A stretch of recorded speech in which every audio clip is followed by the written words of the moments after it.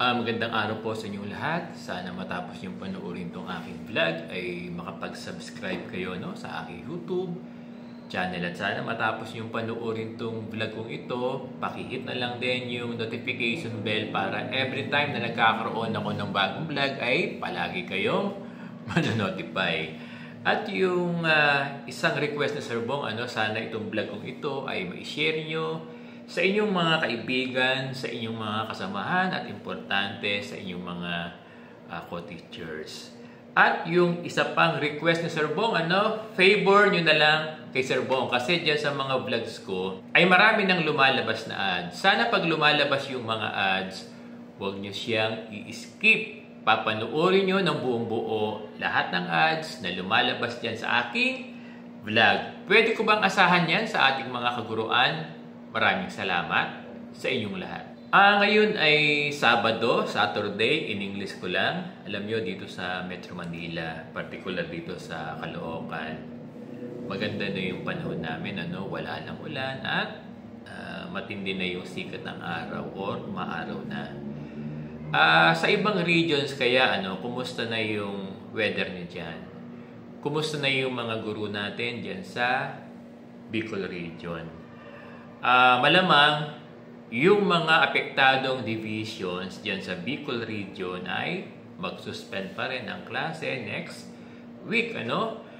Maaring may mga na-damage na school dyan sa lugar nyo or probably ginagamit yung mga schools nyo as evacuation center.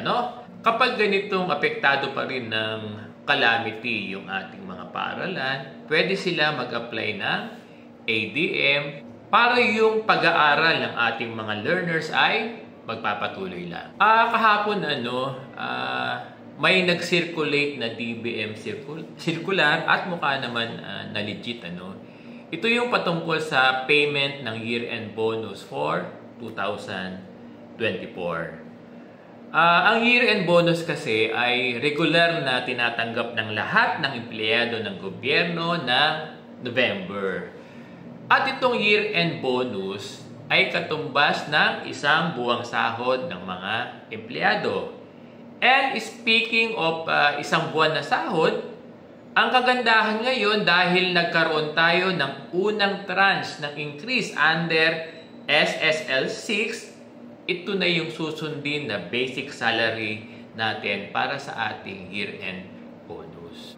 Kung hindi ako nagkakamali, parang nag-increase din yung ating mga guro na Teacher 1 ng 1,000 pesos. Tama ba?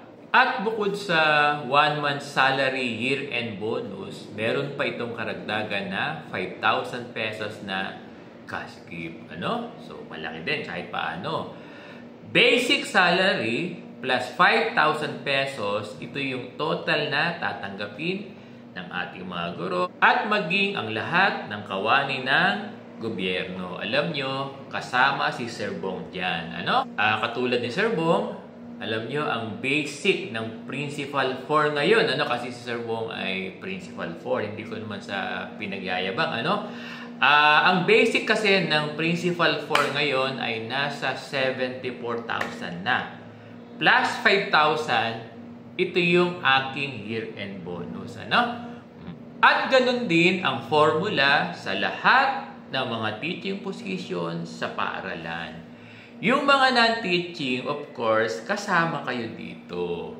Alam nyo kasi sa SSL 6, kung mataas ang salary grade mo, mas mataas yung increase mo. So, puntahan na natin yung DBM circular pertaining to payment of year-end bonus. Sabi doon, pwede nang isabay yung pagbabayad ng mga year-end bonus kasabay ng unang payroll ng mga kawani ng gobyerno sa November.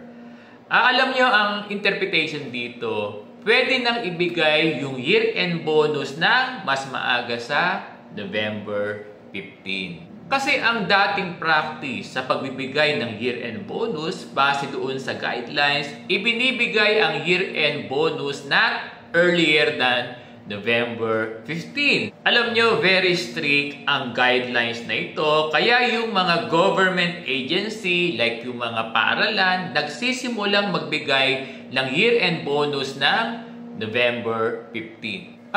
Pero dito sa latest circular ng DBM, maaari nang ibigay yung year-end bonus ng mas maaga sa November 15. Kaya lang may kondisyon. Dapat isabay ito sa unang payroll ng November. So kung merong mga government agency na first week yung regular na sahod nila, pwede nila isabay yung kanilang year-end bonus dito. Pero sa atin naman sa DepEd, particular sa mga schools, ang unang payroll natin ay November 15. Dito natin isasabay yung ating year-end bonus. Sir Bong, wala din pala, no? Hindi rin tayo naging maaga kasi November 15 din natin matatanggap yung ating year-end bonus. Alam nyo kasi sa schools, sa DepEd, twice yung ating payroll, kinsenas at katapusan. Pero sa pagkakaalam ni Sir Bong, kapag maagang dumating yung HAS na tinatawag, na nanggagaling sa region, pwede nang magpasahod kahit wala pang 15. Ito yung pagkakaunawa ni Sir Bong. Pero i-double check nyo rin, ha?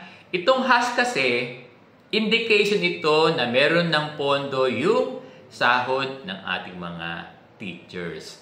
So, kung maagang dumating yung HAS, meaning kapag dumating ito ng earlier than November 15, pwede nang isabay yung year-end bonus provided na available na rin yung pondo ng year-end bonus. Alam ko kasi, kapag nirelease ang fund sa sahod for November, kasama na rin yung fund ng year-end bonus. Alam nyo, ever since naman, maagang nire-release yung fund ng ating year-end bonus. Now, kung magpapasahod ng maaga yung mga divisions o yung mga independent unit na schools, katulad ng Caloocan High School, pwede na sila magbigay ng year-end bonus na mas maaga sa November 15.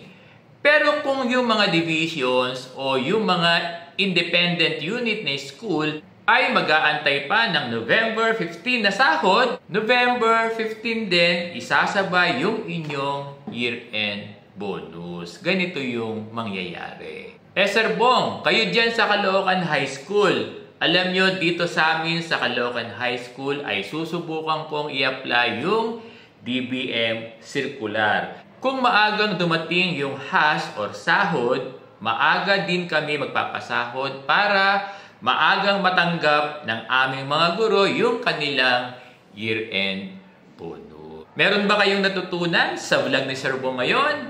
Maraming salamat sa inyong lahat.